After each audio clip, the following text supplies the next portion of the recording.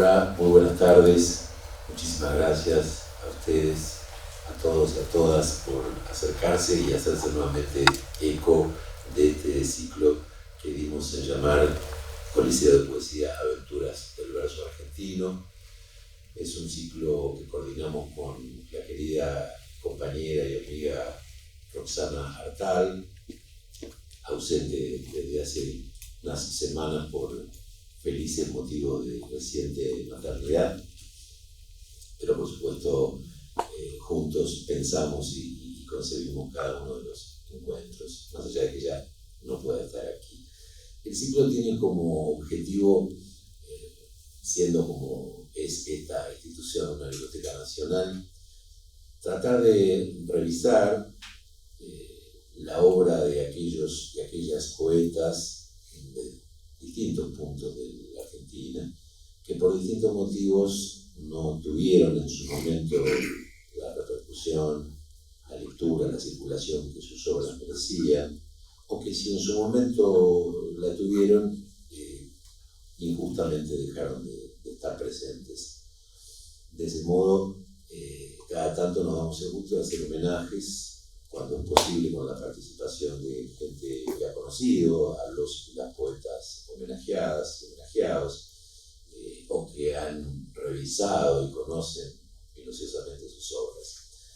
En otro aspecto del ciclo, hemos estado, y lo seguiremos haciendo, repasando la trayectoria, la frondosa, la luminosa trayectoria de las revistas de poesía, que en general los propios poetas, en algunos casos también críticos o, digamos, gente de la cultura en general, a veces de las artes visuales, las revistas que, vinculadas con la poesía, se han hecho en la Argentina al menos desde comienzos del siglo XX. Hemos hecho así repasos de revistas como Martín Fierro, Poesía de Buenos Aires, revistas que también han surgido en distintos lugares del país, como la revista Tarja, creada por Néstor Europa en la ciudad de Jujuy, la revista El Animal del Furca, realizada por los Gandolfo, padre e hijo, desde Rosario, y así siguiendo.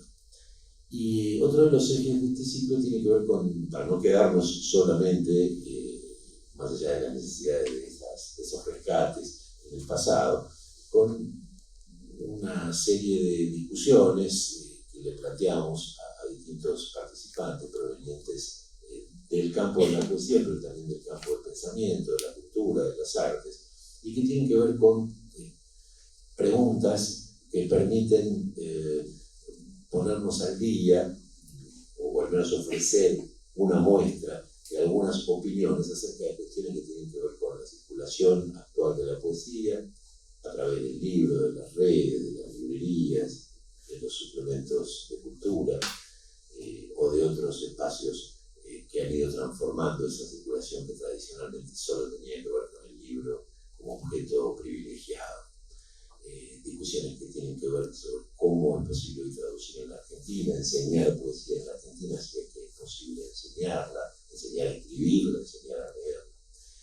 Y con este espíritu es que hoy tenemos el gusto de presentar a dos participantes, literalmente presentarlos en presencia, Juan Bese junto a mí y a la extrema derecha, por esas casualidades de la topografía de las mesas redondas, que tampoco son frontales, tampoco son redondas, Gustavo Macrux, quien además de tener una trayectoria y una serie de actividades que lo vinculan a estas cuestiones, es un gran amigo.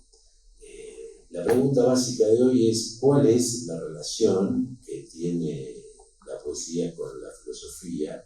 O, si se quiere, para poder abrir un poco más ese interrogante, con el pensamiento que elabora críticamente una reflexión acerca de una serie de objetos, de la cultura o de la existencia.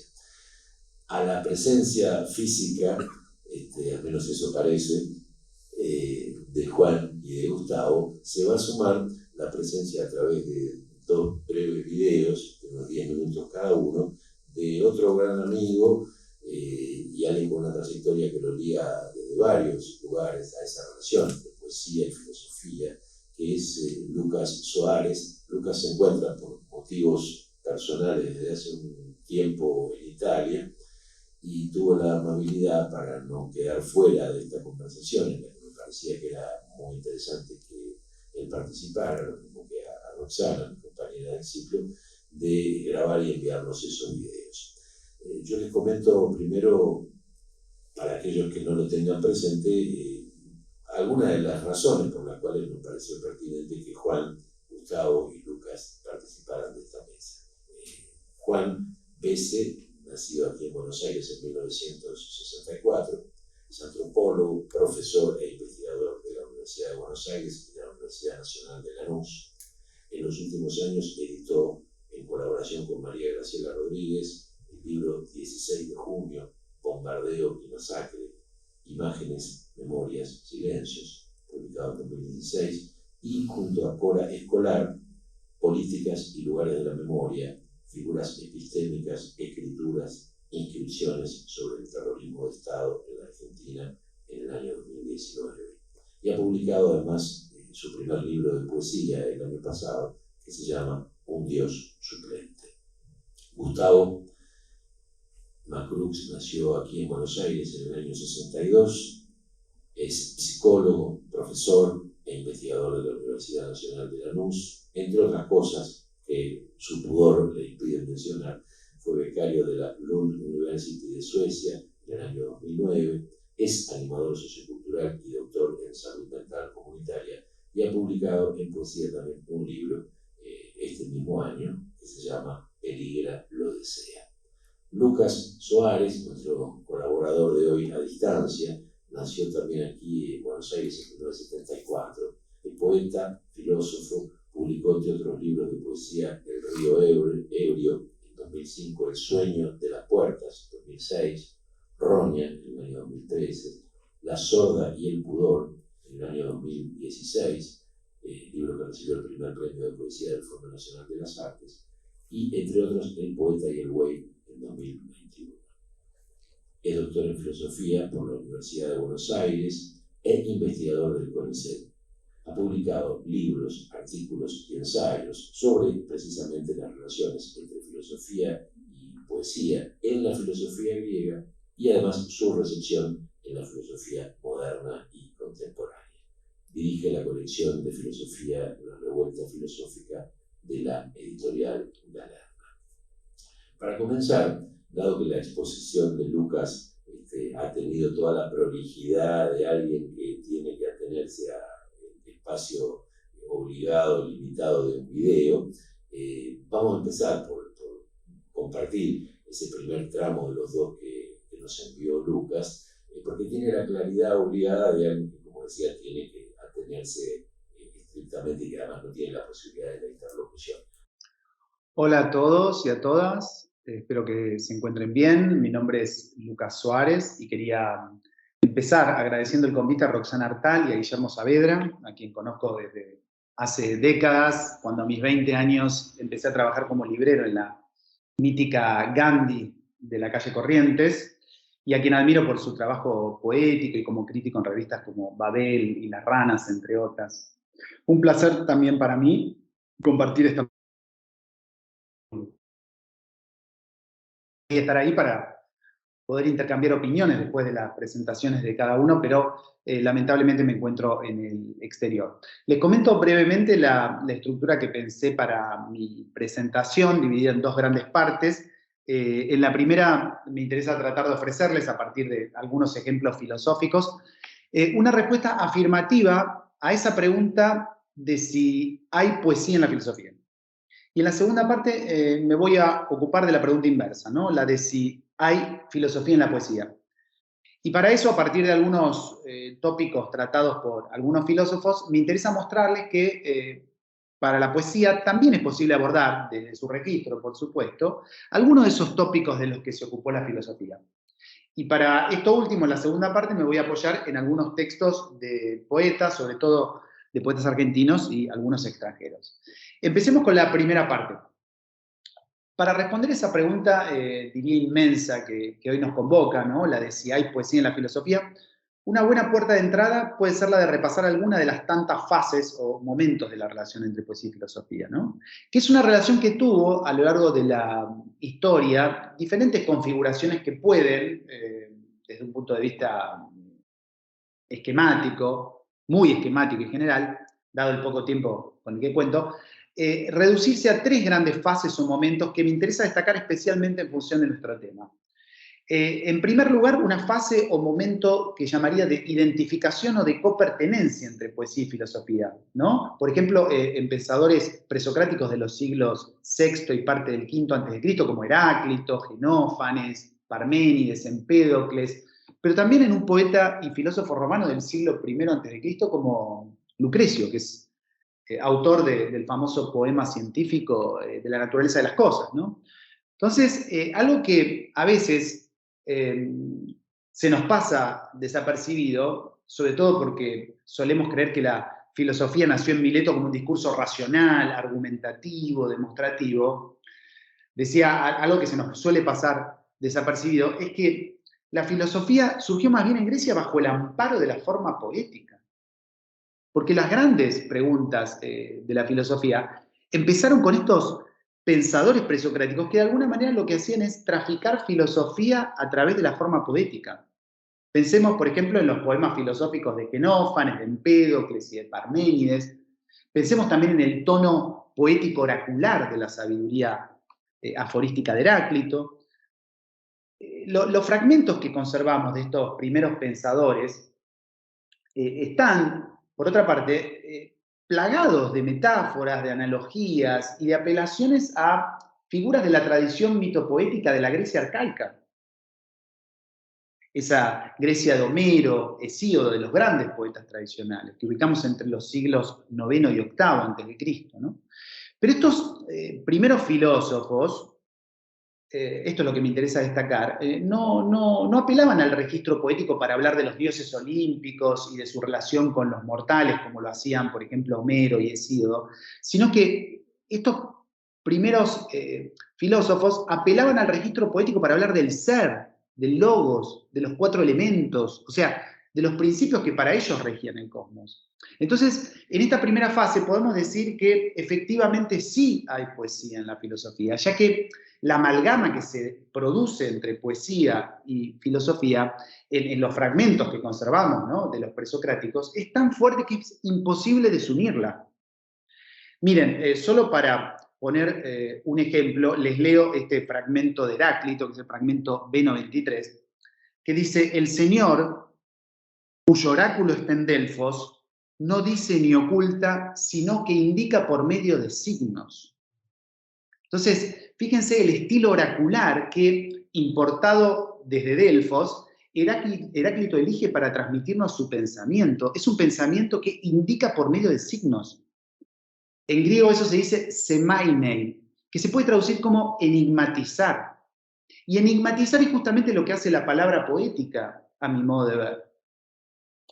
Tendríamos, en segundo lugar, una fase o momento de, lo llamaría así, de subordinación de la poesía a la filosofía, por ejemplo, en Platón, ¿no?, siglo IV a.C., ¿no? En Platón, sobre todo en la República, encontramos la famosa sentencia de destierro de los poetas tradicionales de la polis ideal, ¿no?, de esa polis que él proyecta en la República, ¿no? Y ahí, en ese diálogo, Platón desemboca en una supervisión filosófico-política de los poetas tradicionales. O sea que en el gesto platónico lo que vemos es el intento de legislación de la palabra poética por parte de la filosofía, o de subordinación de la palabra poética a la palabra filosófica. Con lo cual, en esta segunda fase o momento de la relación entre poesía y filosofía, se podría decir que la filosofía es la que busca arreglar a la poesía, ¿no? Y que, dicho de otra manera, la poesía debe aprender de la filosofía. Pero esto es lo que nos sirve para entender el contraste que se da en este tercer momento o fase de la relación entre poesía y filosofía, que llamaría un momento de poetización de la filosofía. Por ejemplo, en Nietzsche, siglo XIX y Heidegger. Los casos de Nietzsche y de Heidegger son, a mi modo de ver, dos de las intervenciones más ricas que hay sobre la relación entre poesía y filosofía, ya que tanto Nietzsche como Heidegger, y cada uno a su manera, por supuesto, lo que hacen es imprimirle a la filosofía un giro poético. Con lo cual, en esta tercera fase, se podría decir que ahora es la filosofía la que debe aprender de la poesía. O sea que lo que importa ahora es lo que la poesía le puede aportar a la filosofía y no a la inversa, ¿no? Pero profundicemos un poco más en este giro que cobra la filosofía a partir de las intervenciones de Nietzsche y de Heidegger, ¿no? Decía que a partir de la intervención de Nietzsche en la segunda mitad del siglo XIX se produce un giro artístico en filosofía, donde el arte, ¿no? Y en especial la poesía, pasa a ser el centro de referencia del pensamiento filosófico. Y esto ya se puede observar en la primera gran obra de Nietzsche, que es El nacimiento de la tragedia, una obra de 1872, donde Nietzsche planta bandera, diciéndonos que es en la poesía trágica de Esquilo y de Sófocles donde está la verdadera fuente de sabiduría, y no en la filosofía naciente, ¿no?, del siglo V a.C., de Sócrates, después Platón, Aristóteles. Por otra parte, la intervención de Heidegger en el siglo XX implica, a su modo, una prolongación y profundización de ese giro artístico en filosofía que Nietzsche había inaugurado, ¿no? Entonces, digamos que lo que hace Heidegger, en este sentido, es llevar al extremo ese proceso de refundición entre filosofía y poesía para dar lugar a una, diría, filosofía poética o una poesía filosófica que Heidegger llama otro pensar o pensar futuro. Entonces, se podría decir que tanto Nietzsche como Heidegger, por supuesto cada uno a su manera, terminan por darle a la poesía un estatus filosófico, ¿no?, a la vez que le dan a la filosofía un estatus poético. Y esto es lo que explica bien por qué tanto Nietzsche como Heidegger apuestan fuerte en sus obras por lo fragmentario, o sea, por el aforismo, por el verso, por la prosa poética, y una apuesta por lo fragmentario ¿en contra de qué? En contra del sistema o del lenguaje filosófico tradicional, ¿no?, plasmado en el tratado filosófico. Entonces, este giro poético iniciado por ellos es importante porque va a tener una proyección en el estilo filosófico literario de otros filósofos y ensayistas clave de los siglos XX y XXI, que aún con fuertes diferencias con Nietzsche y Heidegger, abrevan de esa estela filosófico-poética trazada por Nietzsche y por Heidegger. Pienso, por ejemplo, en Deleuze, pienso en Foucault, pienso en Derrida, pienso en Gadamer, pienso en Susan Sontag, pienso en Benjamin, pienso en Agamben, pienso en Nancy. Entonces, como conclusión de esta primera parte, me interesa que noten cómo tanto en la primera fase de la relación entre poesía y filosofía que mencionamos, como en la tercera fase, podemos encontrar filósofos que en sus obras se proponen dar cuenta no solo de la potencia poética que puede tener la filosofía, sino también de la potencia filosófica que puede tener la poesía. O sea que a la luz de estas fases podemos responder afirmativamente a la pregunta de si hay poesía en la filosofía. Se ha sido convocado. Bueno, en primer lugar, agradecerte, Guillermo, y a Roxana la invitación. La verdad que es un gusto enorme y un honor estar en la Biblioteca Nacional. Gracias a vos. Y un honor que en términos personales me plantea muchos desafíos, porque no es un tema en el que siento que me muevo a mis anchas, ¿no? Pero sin embargo tiene una trayectoria en el modo en el que intento pensar la labor poética, pero también la cuestión filosófica, ¿no?, en lo que atañe a cómo el trabajo de enseñanza en la universidad siempre tiene un talante filosófico que está relacionado con el pensamiento. Ante todo pido disculpas que no me voy a sacar el gorro, de buenas costumbres sacarse el sombrero cuando uno entra a un recinto, pero estoy con la presión un poco baja, así que esto ningún problema. Ayuda. Bueno,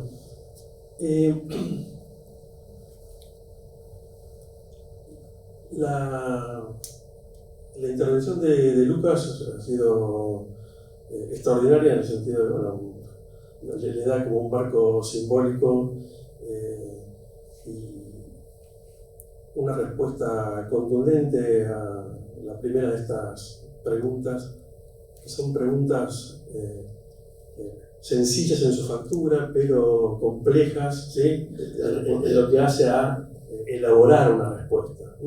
Una respuesta que puede tomarse desde muchos lugares, ¿no? Uno de los andariveles puede ser sin duda tomar esta relación a partir de lo que es la historia de la poesía, ¿no? La historia de la poesía y la historia de la filosofía y sus encuentros y desencuentros.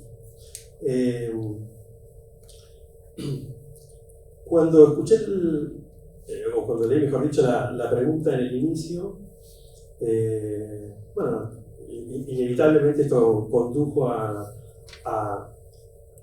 despegar de alguna manera el pensamiento de la filosofía, ¿no? Si tomamos el viejo adagio kantiano que dice que lo propio de la ciencia es el conocimiento y lo propio de la filosofía es el pensamiento, lo cierto es que el pensamiento se produce también en los márgenes de la filosofía.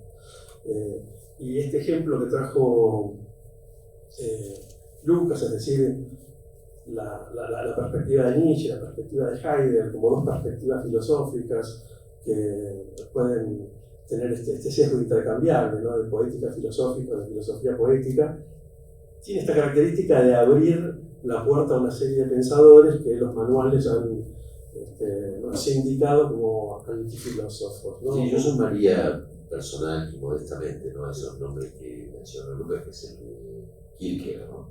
Sí. Me parece que también trabaja con ese registro de darle de salir del tratado filosófico sistemático y totalizante para entrar oblicuamente y a veces con elementos de la ficción incluso, ¿no? Al pensamiento.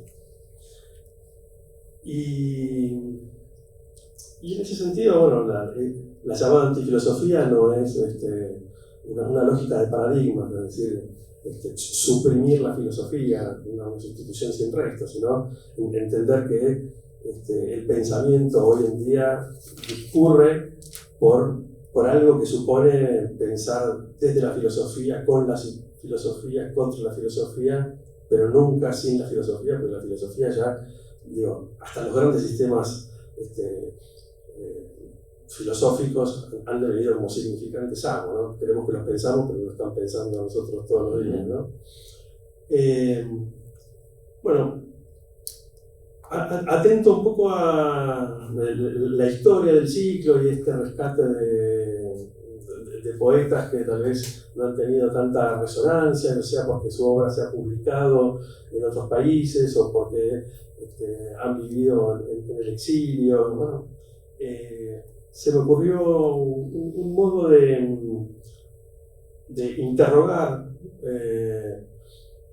esta relación organizada a partir de estas dos preguntas, trayendo en particular un libro de un autor que tiene una trayectoria muy diversa, vamos a decir, ¿no? Porque se dedicó tanto al ensayo como a la narración, a la escritura, a la poesía, pero también fuertemente a la dramaturgia. Y de alguna manera este libro, que se titula Jarana, el autor es Alberto Custé. Podemos mostrarlo también, Sí. Lo vean. Esta es la edición de 1972 de Ediciones de la Flor. Esta novela se escribió entre noviembre de 1964 y septiembre de 1966. Y tuvo una primera publicación allá por 1968 y en el año 72, Ediciones de la Flor la publica. Es de alguna manera la primera novela de Alberto Custé. No sé cómo estamos con el tiempo, pero me gustaría hacer como una pequeña reseña de la trayectoria de Custé, como para entender un poco el recorrido en relación a a la factura poética de este libro, porque este libro es un libro bastante inclasificable, ¿no? Podría ser un relato testimonial, podría ser una novela, una pequeña novela, como él lo dice en el inicio, es una crítica de la escritura, pero también es un libro en el cual él plasma sus primeras publicaciones poéticas. Alberto Custé nació en el conurbano sur, allá por 1940, y se fue a vivir a España por el año 69 y murió en el año 2010. De su producción poética, sobresalen entre otros libros muy pequeños El cielo perezoso, Los elementos naturales, Los buscadores de oro y El difícil tiempo nuevo. Entre sus novelas hay dos novelas como fundantes, una es Jarana del 68, publicada en el 72, y Figura en el 73, y se destaca también El príncipe desvelado, que tuvo muchas ediciones en España y que además fue traducida a otras lenguas. Y también se dedicó al género ensayístico, un género que abordó también con espíritu poético, vamos a decirlo así, el tarot o la máquina de imaginar y Biografía del diablo. Y también llevó adelante como el establecimiento de compilaciones sobre poetas archiconocidos como Pablo Neruda o Miguel Hernández. Sí, también de la obra de Cortázar. Y de la obra de Cortázar, exactamente.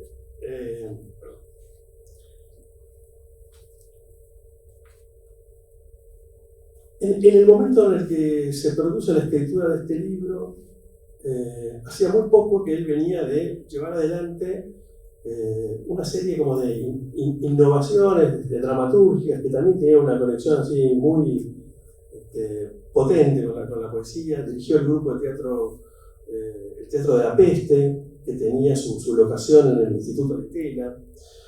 Allí montó obras como Los Chenchi de Artaud, Severa Vigilancia de Sancené, Orlando Furioso de Sade, El Hamlet de Charles Marovitz y No hay piedad para Hamlet, tragedia económica en 3 actos, donde se trocaban los parlamentos de los actores, y Acto 66. Es interesante también ver que él tiene una relación muy estrecha con revistas de poesía de la época, ¿no? Como Opium y Sunda.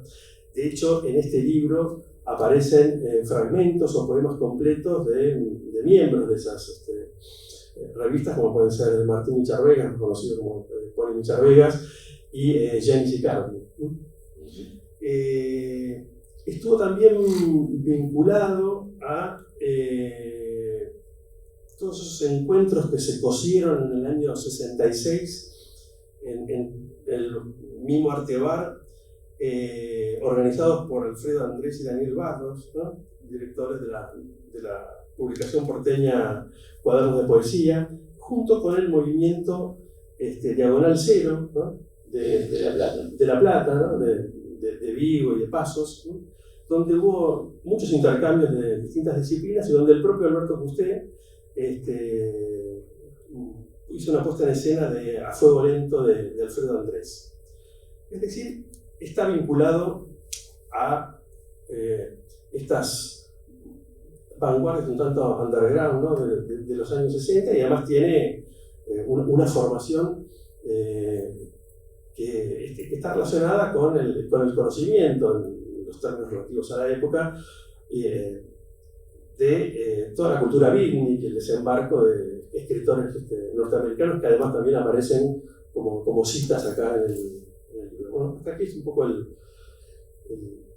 recorrido de Alberto Custé, pero también hay algo en Alberto Custé que está relacionado con tempranas inquietudes, vamos a decirlo así, de lectura, ¿no?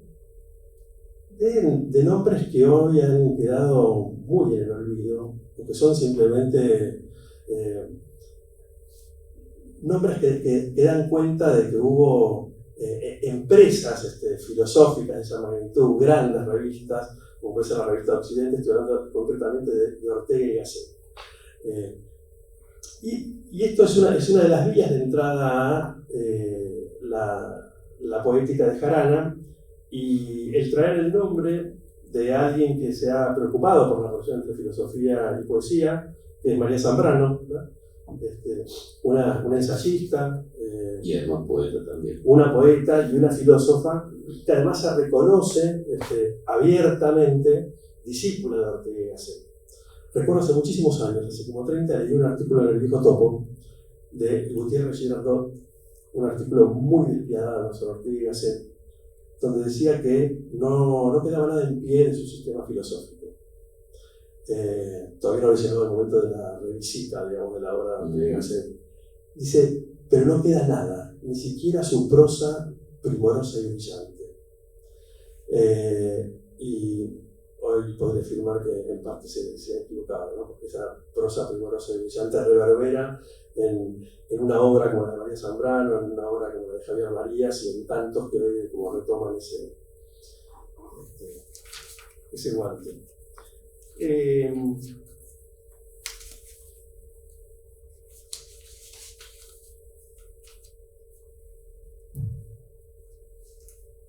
Decir dos o tres cosas sobre Jarana y no sé si está entre lo que sucede en este coliseo, la lectura misma de los poemas, ¿no? Si sirven, a título de ejemplo, sí, además es un ciclo de poesía. Mal haríamos de negarnos a que se lean poemas acá, ¿no? Sino dónde. El asunto es que no sean, digamos, del tamaño. Es un poema pequeño. Bueno, ¿de qué habla Jarana? Jarana habla de los itinerarios, del devenir de la juventud, del fin de la inocencia, de la caída del ideal apolítico, de la migración de las ideas. Es un libro muy raro, tiene esta factura poética y tiene también esta estructura un tanto aforística de la que hablaba Lucas, ¿no? Claro, que está reñida con el ideal del gran tratado, ¿no? Esa narración densa y sostenida. Y de hecho es un libro que tiene 4 comienzos, por no decir 5. Un poco macedoniano. Sí, es un libro muy macedoniano en ese sentido.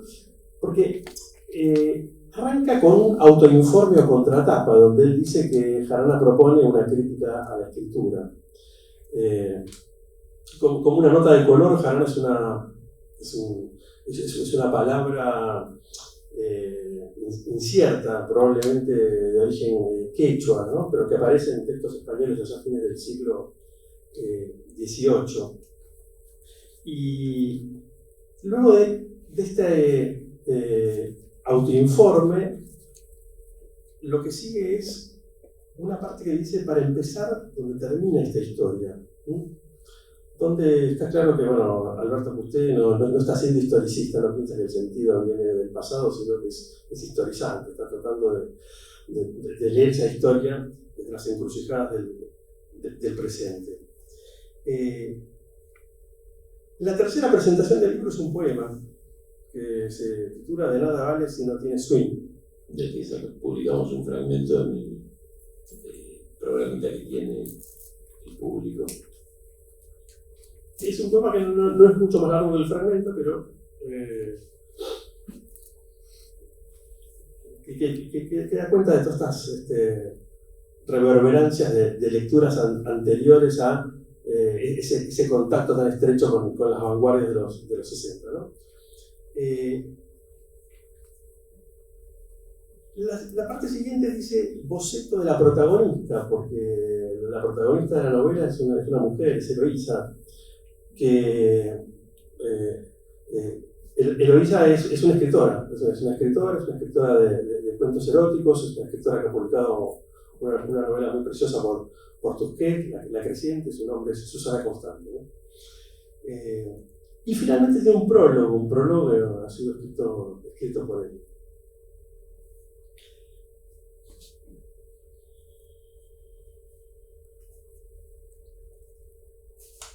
Se me ocurre que hay como 3 vías de entrada a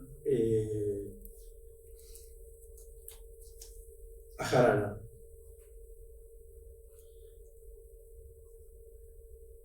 Una que habilita leer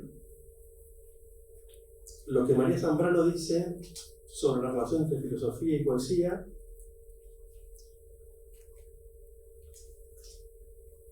y tratar de buscar, ¿no?, de qué modo esas distinciones se manifiestan en jarana. La otra es que hay temas que hablan también como de una herencia orteguiana, es decir, hay entre María Zambrano y Alberto Custé algo de una lengua en común, de una lengua muy arcaica, muy primordial, de una lengua tal vez adquirida en la lectura de ensayos o de trabajos de Sur, cuando era muy pibe. Y la tercera es que el pensamiento sobre la memoria no es o no puede ser sin la poesía.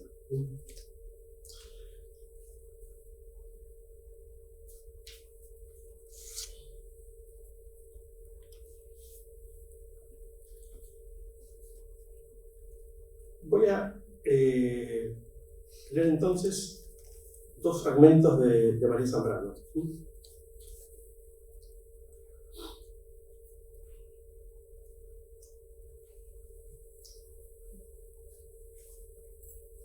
Estos fragmentos están en un capítulo que se titula Pensamiento y Poesía. El filósofo quiere lo uno, porque lo quiere todo, hemos dicho. Y el poeta no quiere propiamente todo, porque teme que en este todo no esté en efecto cada una de las cosas y sus matices. El poeta quiere cada una de las cosas sin restricción, sin abstracción ni renuncia alguna. Quiere un todo del cual se posea cada cosa, mas no entendiendo por cosa esa unidad hecha de sustracciones. La cosa del poeta no es jamás la cosa conceptual del pensamiento, sino la cosa complejísima y real, la cosa fantasmagórica y soñada, la inventada, la que hubo y la que no habrá jamás. Quiere la realidad, pero la realidad poética no es solo la que hay, la que es, sino la que no es. Abarca el ser y el no ser en admirable justicia caritativa.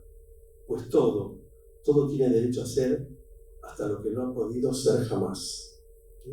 Esto podría ser uno de los numen, el numen de jarana, ¿no? El poeta saca de la humillación del no ser a lo que en él gime, saca de la nada a la nada misma y le da nombre y rostro.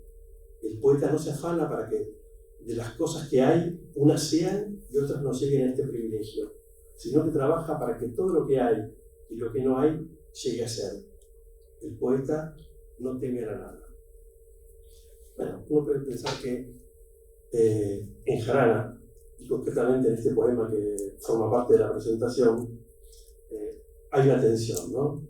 Si suscribimos esta distinción que marca María Zambrano entre el poeta y el filósofo, en jarana hay temor, hay temor a la nada. Y la otra parte que me pareció muy acorde como clave de lectura del texto es en el momento en el que María Zambrano dice: así el poeta antes que nada y ante todo es hijo de un padre que no siempre se manifiesta. Lo hemos definido como amante anteriormente, pero la verdad es que antes que amante es hijo, o más verdad todavía, es el hijo amante, el amante que une en su ilimitado amor el amor filial con el enamoramiento. Filial porque se dirige hacia sus orígenes, porque todo lo espera de ellos y por nada está dispuesto a desprenderse de lo que le engendrara. Y enamorado porque está absorto en ello, con las mismas exigencias, las mismas locuras y desvaríos del amor de los amantes, Baudelaire, mártir de la poesía, que claramente lo muestra. Y así, el filósofo parte despegándose en busca de su ser. El poeta sigue quieto esperando la donación. Y cuanto más tiempo pasa, menos puede decidirse a partir. Y cuanto más se demora el regalo soñado, se vuelve hacia atrás. Parte entonces, pero es hacia atrás. Se deshace, se desvive, se reintegra, cuanto puede, a la niebla de donde saliera. Y pobre hombre en sueños, siempre buscando a Dios, entre la niebla.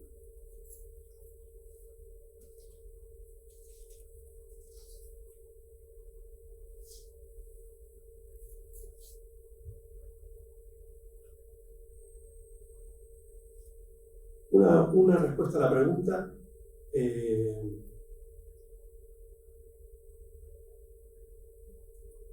es esta que da Zambrano, porque dice que la poesía conduce, o entraña, mejor dicho, el martirio de la lucidez, ¿sí? Y que en ese sentido se aproxima a la razón, ¿sí? Se torna filosófica. Y me parece que esto coincide con lo que dice Artemio Sonic sobre advertir lo ínfimo. Y con esta manera de entender el lugar de la poesía, ¿no? en la filosofía, no tanto a partir del imperio del signo, ¿no?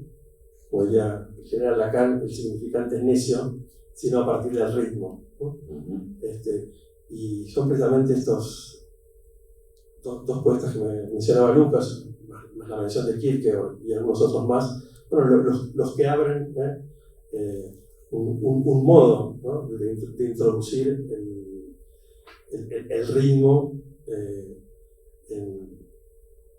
en la argumentación filosófica. Efectos que, bueno, son aquellos que han de algún modo devuelto la inquietud filosófica a amplias capas de la población, más allá de los círculos universitarios o más académicos. Buenos Aires, en la época de Custé, tenía características muy similares a las que tiene ahora. Los libros de los antifilósofos, sobre todo, pero también de los filósofos, se venden en los kioscos, ¿no? Y eso marca una manera de estar en la filosofía y en la poética. Siempre tiendo a pensar que la recepción del pensamiento sartreano, ¿no? Del existencialismo francés, del estudio marxista en la Argentina de los años 50, se produjo en un caldo de cultivo que es el de otros existencialismos que ya estaban presentes en la cultura argentina, ¿no?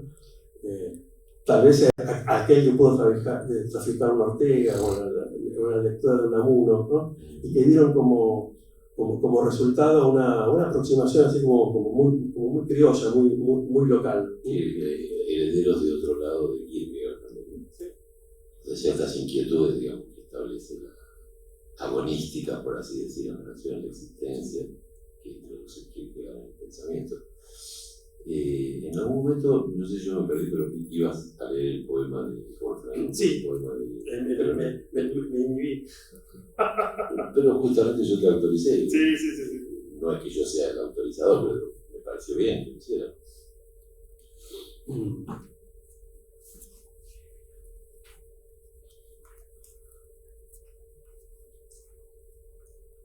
Los que han perdido realmente su tiempo, no por destino o vocación, sino por accidente, los que cruzaron la ciudad de palo a pique y en todas partes encontraron lo mismo, los que no saben qué hacer con tantas cosas, la selva de cemento y vergüenza, la catedral del miedo. En esa calle hay un bar sorprendido por el sol de la siesta. No va más se llama, y tiene una puerta de cristal, abiertas a los buenos propósitos, a las intenciones imprecisas de noche. No se notan las cáscaras desprendidas del techo, la fea humedad, el aire irrespirable. De noche es el corazón del mundo. El viejo olor del humo, una serpiente seguiría recorriendo las mesas, complicando la vista, haciendo pálidos los rostros. No somos animales de sol, acá tenemos nuestra precisa intimidad, la penumbra secreta de este café sembrado de serpientes, sepultado en la vulva temblorosa del día. Esta es nuestra intimidad, esta es su copa, más pura que el diamante, más ensordecedora que un caracol junto a la oreja. recuerdo, de repente a todos, los vivos y los muertos, las horas, que de distintas formas me trajeron aquí, la confundida, la incomprensible gente que no olvidarás. Afuera la bruma baja del sur salta y se confabula. Este país desaparece con un poco de niebla. Me veo en Chapultepec escribiendo para los que quedaron. Cartas inflamadas de amor, sin duda largas cartas, sobre nuestros paseos por un amanecer caliente y luminoso. Los perfumes del Golfo tan imposibles de explicar. Las barcas en el puerto cabecean amarradas al muelle. Pueden explotar en cualquier momento, estamos cerca. De sus bodegas negras, como el infierno más profundas, que esta noche del bajo donde viene la lluvia. No cruces esa calle, de día el sol la vuelve inofensiva. Has pasado muchas veces por ella un arrabal de América. Paredes desconchadas, el olor a vinagre, sucio y querido, te salió al encuentro. No cruces. Esta noche, la esquina está entre la niebla, de un año funesto en el invierno, de un país melancólico del sur, las barcas. Te invitan a partir sus barrigas de fuego. El aire suda, pero no se conmueve. Solo esta cáscara de palabras y humo nos defiende del tiempo. Lo acoté un poquito. Donde la niebla de un año cruel se precipita, vengan hasta las puertas de este café de pobres. Dos muchachos hacen el amor con dos muchachas. En cualquier momento pueden estallar, están riendo. No quieren oír la bruma del sur que los sofoca. Estamos aquí. No hemos elegido este sitio. No es tampoco mejor o peor que cualquiera. El viejo olor del humo, las viejas decisiones, los encuentros casuales que nos amontonaron. Estamos aquí de vuelta o empezando. De estos momentos vacíos, escribir una historia. Nadie preguntará por los que aquí vivieron y dieron vueltas y más vueltas y perdieron su tiempo. La callada, la solitaria gente que amamos con furia y con pudor, la inolvidable gente que ha perdido y ganado, y hecho lo suyo y perdido, casi siempre perdido.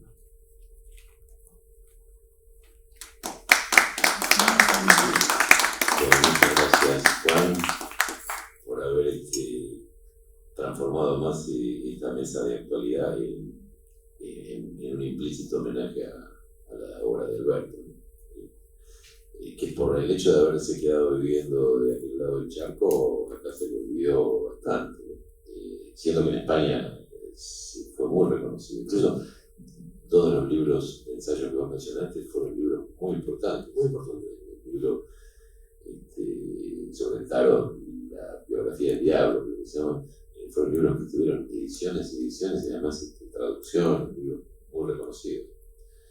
Gustavo, cuando quiera.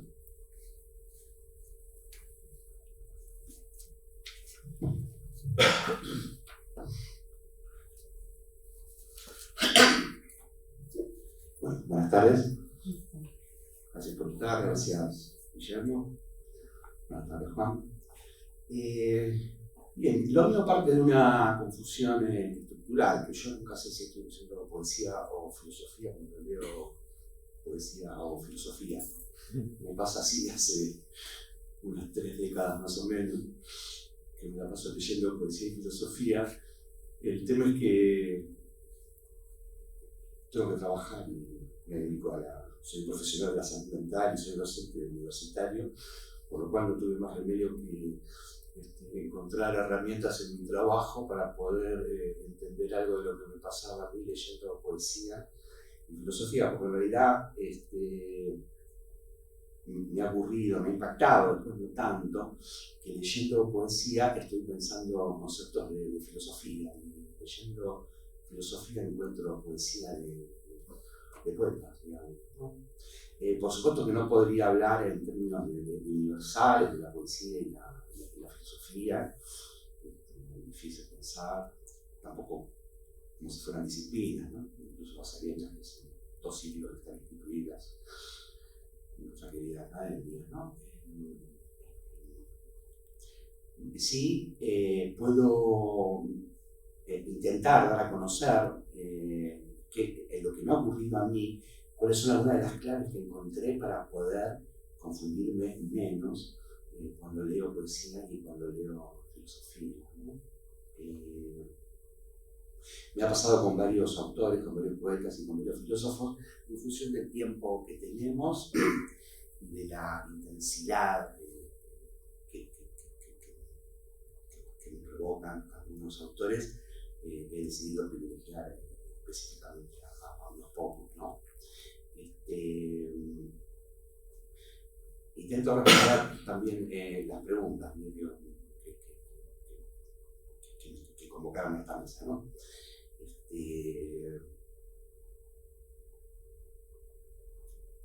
Empezando por Arturo Carrera, el primer verso de su primer libro, escrito por un dictógrafo, lo dice casi, ¿no? El escriba ha desaparecido, ¿no? Siempre me llamó la atención que un poeta empiece una carrera, un poeta llamado Carrera empieza una carrera escribiendo eso, ¿no? Si en poesía, en filosofía, en Podlash del 2004, muchos años a posteriori, leemos algo así como no rompemos dos veces la misma alcancía. Este es un ejemplo, claro, que uno no sabe si está leyendo poesía o filosofía en un libro de filosofía. Hay otra pregunta, si es que Arturo Carrera escribe libros de poesía, realmente escribe otra cosa, ¿no? Pero volviendo al tema del escriba que ha desaparecido, que luego en Podlash el escriba va a reaparecer, va a reescribir, y bueno, la obra de Arturo es interminable. En algún momento me encontré con unos filósofos, con Deleuze y Guattari concretamente, Lucas mencionaba Deleuze en la primera parte, donde empiezan un libro, el segundo libro de ellos, de Mesetas, el famoso libro Rhizoma, hablando justamente de ellos mismos como un sordo, ¿no? Es un párrafo de algunos renglones, voy a leer solamente un par de renglones. El Antiedipo, que es el primer libro, lo escribimos a Hugo, como cada uno de nosotros era varios, en total ya éramos muchos. Acá está cuñada previamente un trabajo de Félix Guattari del 72 que se llama Todos somos el Púrpura. De alguna manera es un combate, obviamente, al yo, ¿no? No llegar al punto de ya no decir yo, sino ese punto en el que ya no tiene ninguna importancia decirlo o no decirlo. Ya no somos nosotros mismos. Cada uno reconocerá los suyos, nos han ayudado, aspirado, multiplicado. Bien. En las 4 estaciones de Arturo escribe algo así como y mínimo el yo, en lo apartado del maestro. Por lo cual entiendo que quizás lo que más le ha llamado la atención desde el principio, en la confusión que tengo con la poesía y filosofía, tiene que ver con la sustracción de la identidad, ¿no? Que nada pareciera ser, en definitiva, lo que parece ser. Si nos preguntamos si hay poesía en la filosofía, tengo acá una cita de un filósofo, economista, psicoanalista, Cornelio Castoriadis, que dice algo así, propone hacer una pregunta. ¿Por qué no podríamos nosotros comenzar postulando un sueño, un poema, una sinfonía, como instancias paradigmáticas de la plenitud del ser y considerar el mundo físico como un modo eficiente del ser, en lugar de ver las cosas de la manera inversa? Cuando me encontré con esta frase, que yo creo que era estudiante en la Universidad de Buenos Aires, no hizo más que acrecentar la confusión que era lo que estaba estudiando, porque incluso hasta estos textos yo le enseñaba en ¿no? De jovencito, ¿no? David Lawrence, el novelista, escritor de Lady Chatterley, en un trabajo llamado El caos en la poesía, citado por Deleuze y Guattari en la filosofía, se pregunta e intenta responderse qué es lo que hace la poesía, y dice algo así. La poesía, los seres humanos, las personas, estamos conformados por opiniones como si fueran paraguas, y la poesía lo que hace es rasgar, tajear ese paraguas para que entre caos. O sea que para este escritor, tomado por los filósofos, los poetas se llevarían mejor con el caos, porque los anotados que con las opiniones de los seres humanos. Yo creo que acá hay alguna definición. Volviendo a lo que acabo de decir de Cornelio Castoriadis, y ya que estamos en la Biblioteca Nacional, podríamos hacer honor a pensamientos latinoamericanos, como Castoriadis se pregunta o propone algo con respecto a la plenitud o modo eficiente del ser. Por supuesto que podríamos agregarle el estar siendo propio, según algunos autores, como el Foucault, propio del acervo americano, porque habida cuenta que la pregunta por el ser es una pregunta mayormente europea, ¿no? Identitaria. Nada. Quizás ahí, en vez de rasgar un paraguas, sería como martillar, no sé, martillar una palabra, ¿no? La plenitud del ser y el estar, porque en realidad en Argentina estamos arrojados, en América estamos arrojados más a las circunstancias que a la separación con los objetos, ¿no? Bien. Leonard Cohen, poeta, cantante, da el clavo también con esta idea de rasgar las opiniones, en un tema llamado Himno, de 1992, dice algo así. Me parece que últimamente se hizo como más famosa por el tema de la grieta y todo eso que nos une a los argentinos. Algo que dice así como hay una grieta en todo, y así es como entra la luz. Decíamos qué hacen los poetas y qué hace otra pregunta, qué hace un pensador abstracto, un filósofo. En una obra previa a Mimicetas, incluso una obra previa al Antiedipo de Deleuze y Guattari, llamada la lógica del sentido, Deleuze se pregunta eso, y tiene se pregunta y se responde de un modo que, en mi entender, siempre ha sido más poético que filosófico. ¿No? Dice algo así: ¿qué le queda al pensador abstracto cuando da consejos de sensatez y distinción? Hablar siempre de la locura de Nietzsche, de actor, permanecer en los clichés, convertirse en el profesional de estas hablas vivas, desear solamente que los que recibieron estos golpes no se hundan demasiado, hacen investigaciones y números especiales, o bien uno mismo para ver un poquito, ser un poco alcohólico, un poco loco, un poco suicida, un poco guerrillero, lo justo para alargar la grieta, pero no demasiado, para no profundizarla irregularmente. ¿Cómo permanecer en la superficie sin quedarse en la orilla? A mi gusto parece más poesía que un texto filosófico, ¿no? ¿Cómo permanecer en la superficie sin quedarse en la orilla? Bien. Se supone que Arturo Carrera escribe libros de poesía, aunque no solo, y se supone que Deleuze y Guattari escriben libros de filosofía pop, o de geopolítica, no sé, de cartografía. Sin embargo, voy a intentar, por supuesto, desconocer cualquier intención de cómo el poeta Carrera ha escrito esto, ¿no? Tengo ninguna intención, pero sí tratar de entender qué era lo que a mí me pasaba con estas lecturas. Porque, y no en un contrapunto, porque en realidad tanto el poeta como estos filósofos desdeñan los puntos, ¿no? Porque nunca podría haber un contrapunto, por más que yo tenga 4 o 5, porque una cuestión de tiempo te da 4 o 5 puntos, sino que tiene que ver con líneas que van de un lado a otro, que yo podría hacer corresponder años, elecciones, libros, no tiene nada interesante, pero sí para poder posicionar algo respecto a si realmente un libro de poesía o una poesía es poesía o es una multiplicidad o es otra cosa. La multiplicidad es el contenido, es la forma, ¿no? Bien. En ese texto rizoma, que es la introducción a 1000 mesetas, se dicen algunas cosas como extrañas. Dicen, estos autores dicen, hay que escribir con eslogans.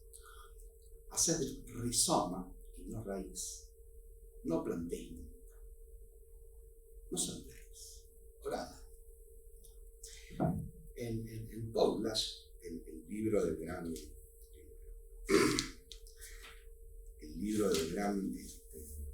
derroche, porque hay otro libro, el gran derroche de Julio Carrera, el primer eslogan aparece en la primera poesía. Sí, sería interesante puntualizar, creo que en su momento, al menos Arturo, cuando publicó por primera vez Potlatch, explicar el término Potlatch, ¿no? Que justamente ese derroche, ese despilfarro ritual que algunas culturas hacían en determinadas circunstancias. Bueno, como dice Guillermo, Potlatch es derroche, ¿no? Es intercambio, por supuesto que puede estar, puede haber nacido en teorías antropológicas, completamente, fue tomado por la filosofía. También es interesante algo que seguramente Carrera ha hecho del derroche, ¿no?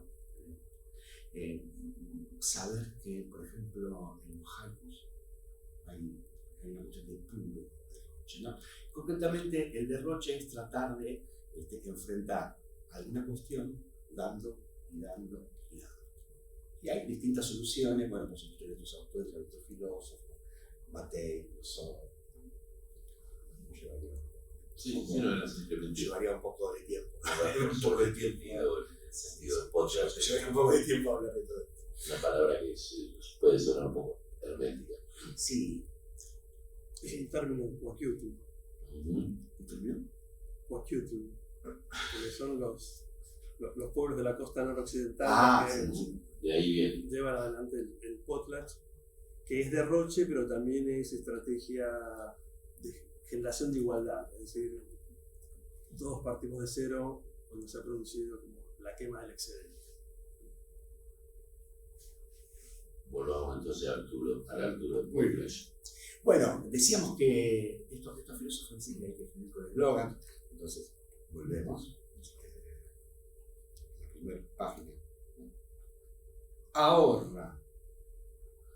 La Caja Nacional de Ahorro Postal espera tu depósito. Hazlo ahora que puedas. Te lo devolverá cuando más lo necesites. En el siguiente poema termina, que se llama ya El escriba escribía, termina con un sueño feliz. Dile a tu unión, soñó que evita levantar una muñeca. Le contó a ella su sueño en una carta. El fin de año tuvo la muñeca soñada. Desde entonces vivía muy feliz. El tercero, tenemos El escriba, que en este caso reescribe, que es una obra de amor. Trenes llenos de niños felices que ríen y cantan, recorren el país, es el milagro de la Fundación de Perón. En la Nueva Argentina, los únicos privilegiados son los niños. En este texto de filosofía se habla de un libro ideal, que sería un libro ideal.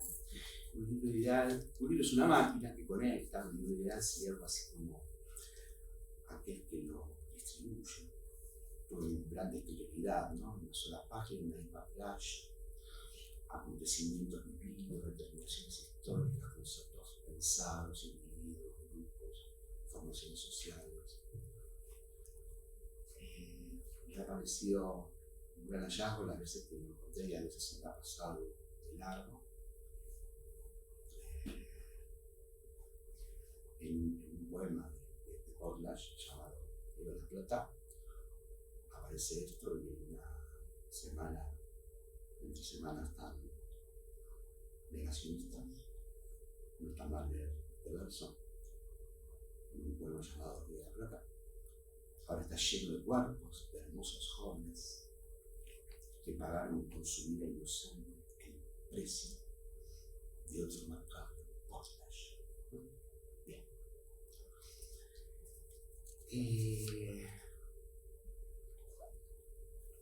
Mayormente los libros de carrera están atravesados por una supuesta memoria y se habla de él como un poeta memorioso porque acude constantemente a supuestos recuerdos de su infancia y a lugares de su infancia que cuelgan los títulos de los libros, epígrafes. Me parece que el tema de la memoria se podría decir de otro modo,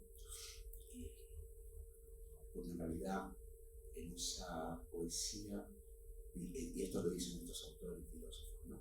Habría que distinguir entre memoria corta y memoria larga. Memoria corta es con la cual se escribe, una memoria de un minuto, ideas concisas, que incluye el secreto. La memoria larga, la tradición de la raza, del Estado, de la familia. La memoria larga reproduce puntos muertos, y en este poeta esos puntos muertos están desidentificados, lo cual infinidad de veces nos encontramos con momentos fugaces, instantáneos, de puro derroche, que bien podrían ser mostrados artesanalmente de este modo. Me permití traer, para hablar de un autor,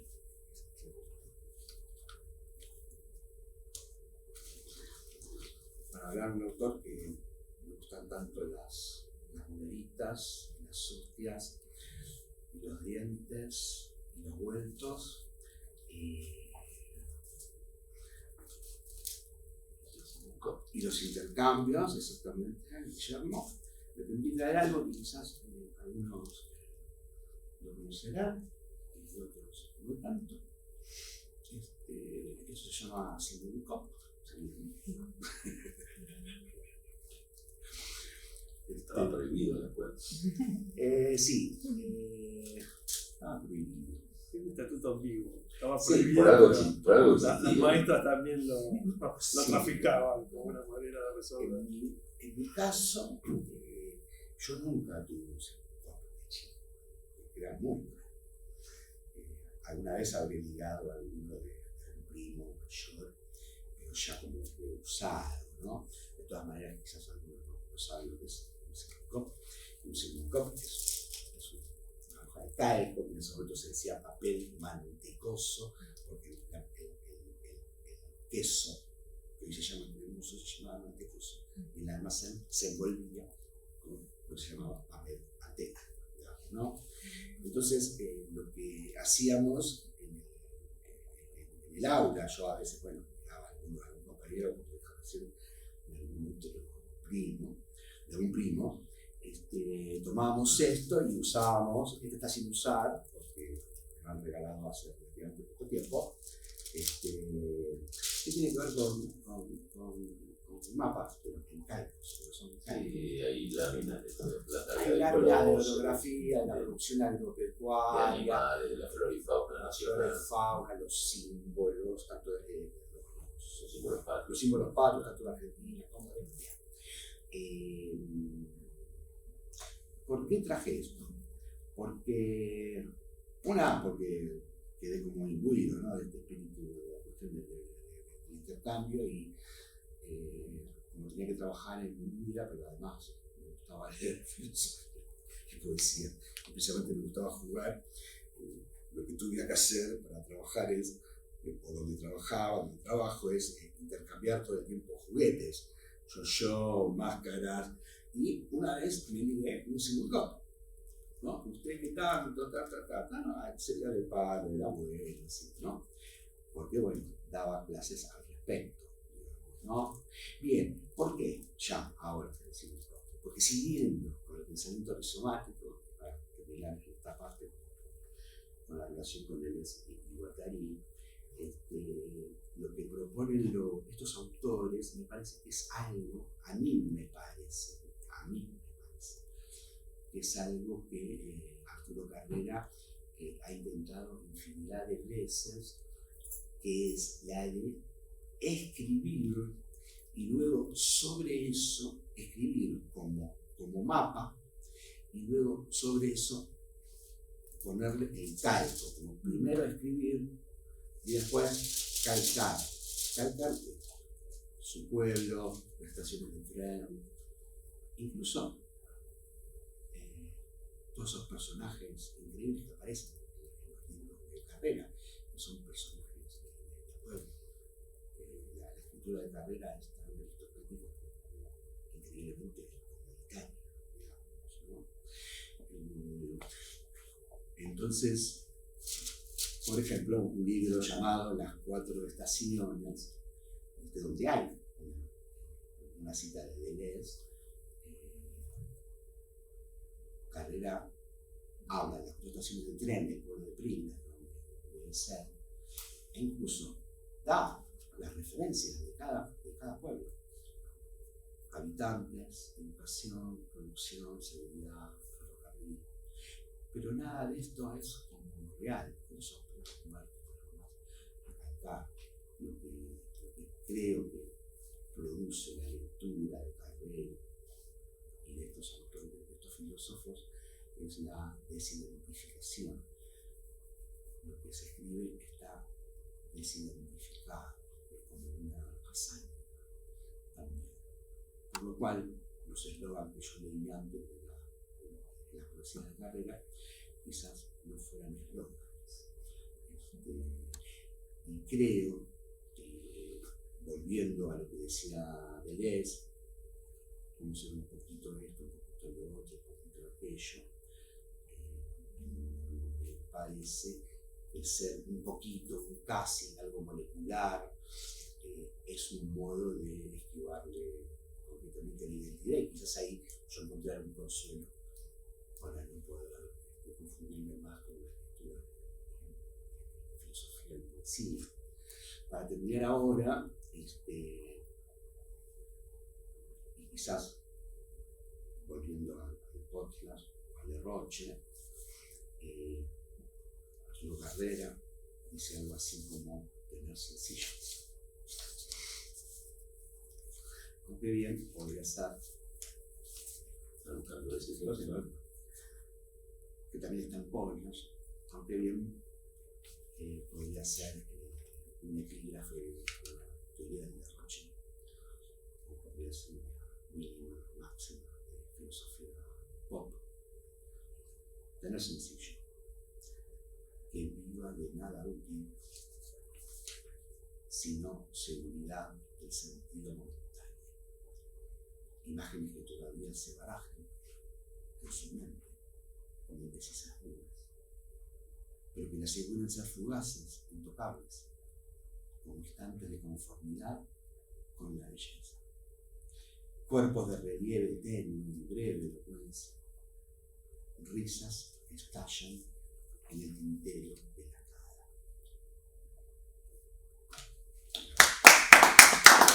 Muchas gracias, Gustavo. Muchas gracias, Juan. Les invito ahora también a ver la segunda parte de la intervención de Lucas. En esa segunda parte de mi presentación me quiero ocupar de la pregunta inversa que vimos en la primera parte, ¿no? Me refiero a la pregunta de si hay filosofía en la poesía. Y para tratar de responderla en sentido afirmativo, quiero mostrarles, a partir de algunos tópicos tratados por algunos filósofos, cómo la poesía puede, a su manera, filosofar sobre esos tópicos. Y para esto voy a apoyarme en algunos textos de poetas argentinos y de un poeta extranjero. En primer lugar, quería empezar con el tópico de la función poética del lenguaje, esto es, de la función creadora de mundo que tiene el lenguaje. Para Heidegger, pero ya antes para un sofista del siglo V a.C. como Gorgias, podemos hablar de dos concepciones acerca del lenguaje, ¿no? Y digo lenguaje en sentido general, ¿no? Lenguaje escrito, oral, etc.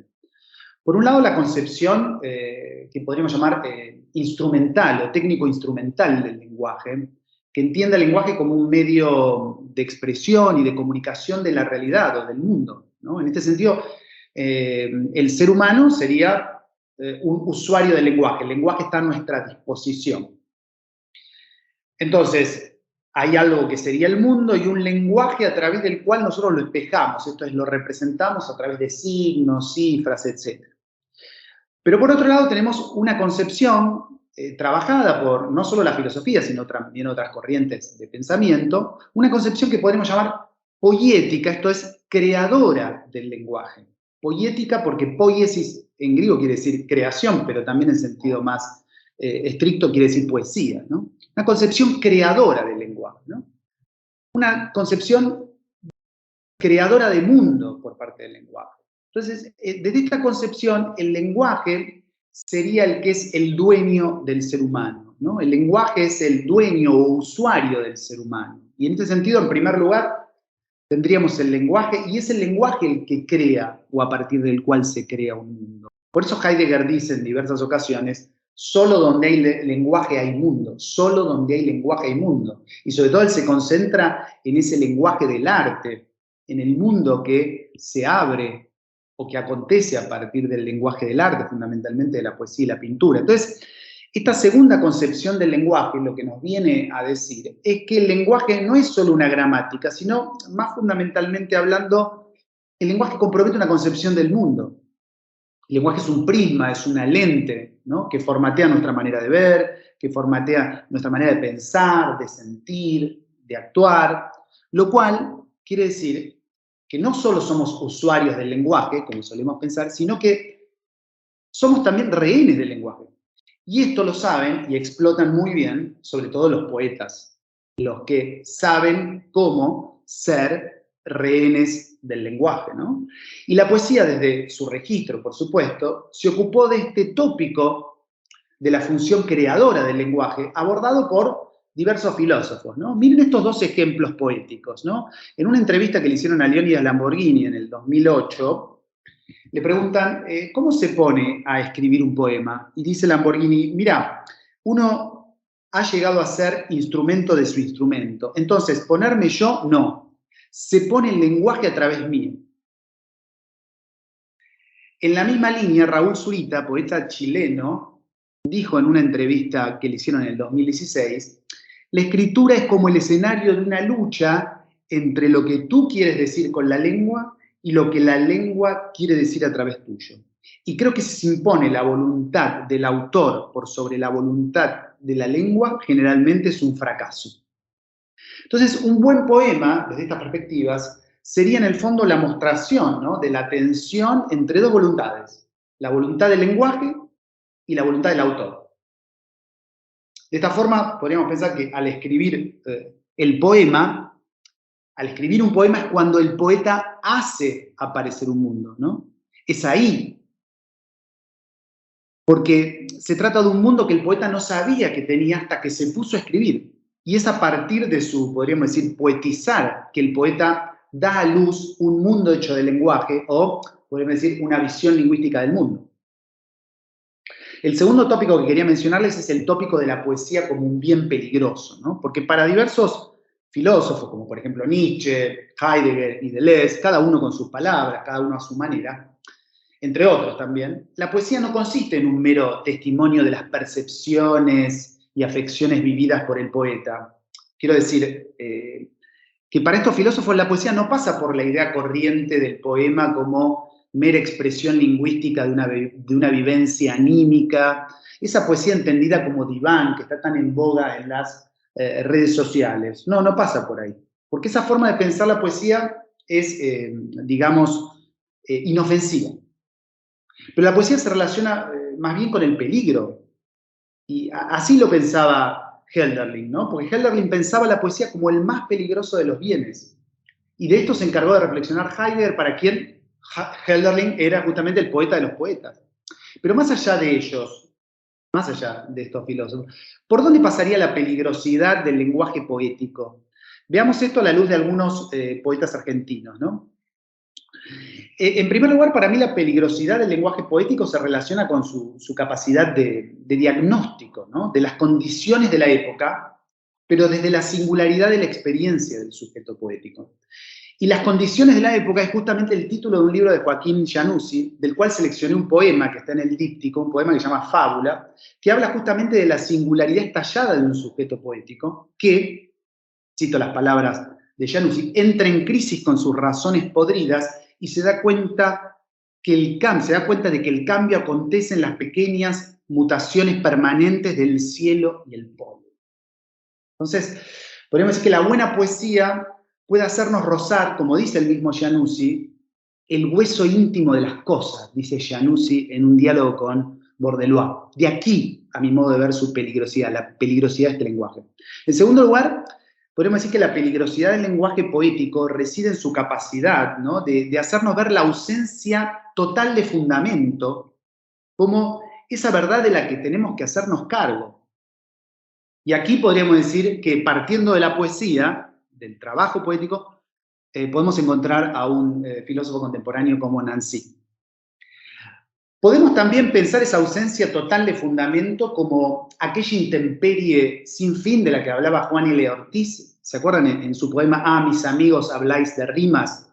Dice Juan L. ahí, no olvidéis que la poesía, si la pura sensitiva o la ineludible sensitiva, es asimismo o acaso sobre todo la intemperie sin fin.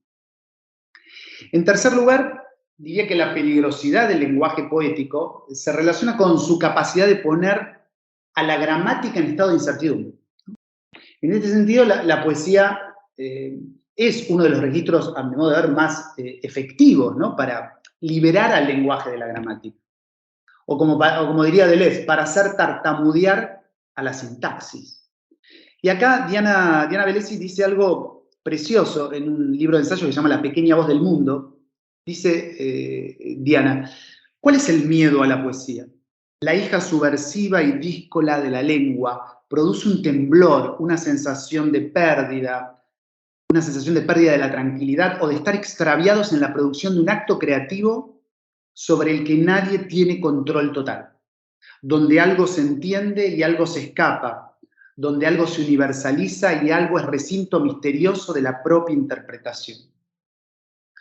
Entonces, como conclusión de estas dos partes, quería decirles lo siguiente, que a partir de estos intentos de respuesta a la pregunta de si hay poesía en la filosofía, que vimos en la primera parte, y a la pregunta de si hay filosofía en la poesía, que vimos en esta segunda parte, me interesa que vean que no solo para la filosofía es posible poetizar, ¿no?, como vimos en la primera parte, sino que para la poesía también es posible rozar, desde su registro, por supuesto, algunos de los tópicos de los que se ocupó la filosofía y de los que se sigue ocupando la filosofía. Por supuesto que también pueden marcarse puntos de diferencia, ¿no?, entre poesía y filosofía, pero eso sería motivo de otra charla, ¿no? En esta presentación quise ocuparme más bien de los puntos de encuentro entre poesía y filosofía, más que en los puntos de desencuentro. Así que les agradezco mucho la escucha y, como les decía en la primera parte, me encantaría estar ahí para lo más interesante de este tipo de charlas, que es el intercambio de opiniones que se genera a partir del tema convocante, y en este caso es un tema sumamente fascinante. Así que les mando un saludo a todos y a todas. No sé si les ha quedado algún derroche por ejercer, alguna jarana por evocar, o si se dan por cumplidos. Sí. Este es un libro de Patricio Canto. El hermano de Estela. Gran traductores ambos. Un gran traductor. Y él es un muy buen ensayista. Profesora mía de lenguas vivas. Y novia fugaz de Borges. Sí, ya sé. Este libro se publicó por estos acertijos de la vida un 18 de octubre de 1958. Claro, el 18 de octubre ya en plena etapa de gorilismo grave. Es un ensayo notable que además está pensando Ortega y Gasset en la coyuntura de la Revolución Libertadora, ¿no? Porque, bueno, terminó de escribirse en el 57. El libro se llama El caso Ortega y Gasset, El último silencio. Está dedicado a la memoria de Pedro Enrique Sureña, que alguna vez defendió contra mí lo que aquí estoy defendiendo.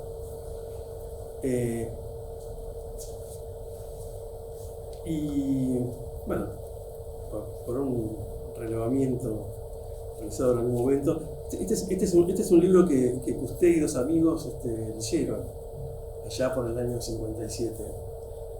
Y aparentemente se rieron de algo que dice Ortega. Lo que le hace decir a Ortega, canto, pues nada más plebeyo que el deseo de pensar aristocráticamente. Y eso lo llamó a risa. Bueno, nada más. Bueno, muchas gracias. ¿Gustavo? No, me quedé pensando en las preguntas. Sí.